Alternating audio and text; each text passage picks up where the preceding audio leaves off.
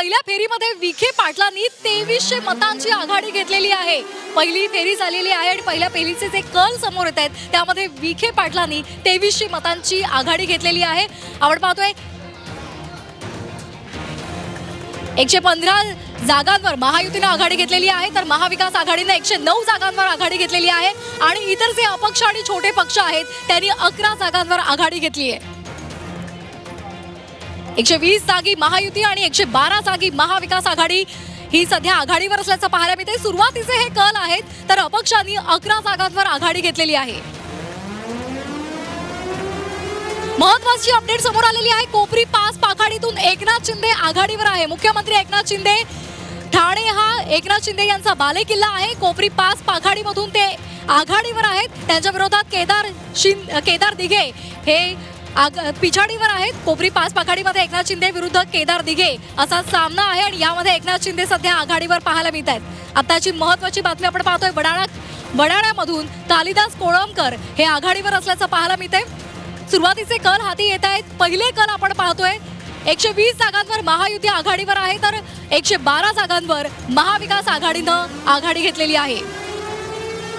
परंड्यामधून Taraji Sawant आघाडीवर आहे। अत्यंत महत्त्वाचा असा हा मतदारसंघ आहे। परंड्यामधून ताराजी सावंत यांनी आघाडी घेतलेली आहे। कोथरूडमधून चंद्रकांत पाटील 5749 मतांनी आघाडीवर आहेत। कोथरूड मतदारसंघामध्ये चंद्रकांत पाटलांनी आघाडी घेतलेली आहे। 5749 मतांनी ते आघाडीवर आहेत। इतर जे अपक्ष आहेत आणि छोटे पक्ष आहेत त्यांनी 11 जागांवर आघाडी घेतलेली आहे। कोथरूडमधून चंद्रकांत पाटलांनी 5749 मतांची आघाडी घेतली आहे, तर 124 जागी सध्या महायुती आघाडीवर आहे आणि 117 जागांवर महाविकास आघाडी आघाडीवर असल्याचं पाहायला मिळतंय। 252 जागांचे कल झी24 तासच्या हाती आलेले आहेत।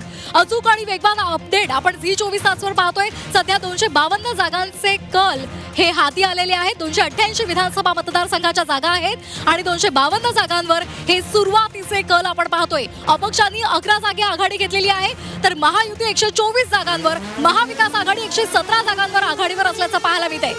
एकनाथ शिंदे कोपरी पास पाखाडीमधून आघाडीवर आहेत, तसंच तानाजी सावंत यांनी परंडामधून आघाडी घेतलेली आहे। हर्षवर्धन पाटील यांनी इंदापूरमधून आघाडी घेतल्याचं पाहायला मिळतंय।